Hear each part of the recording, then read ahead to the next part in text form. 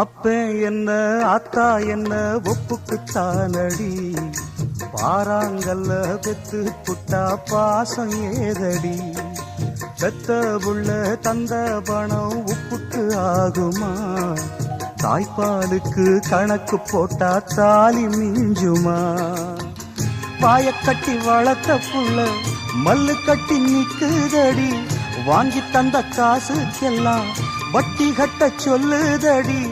கோடு ஒண்ணு கிழிக்க வச்சு கும்மி அடிக்குது அம்மாடி.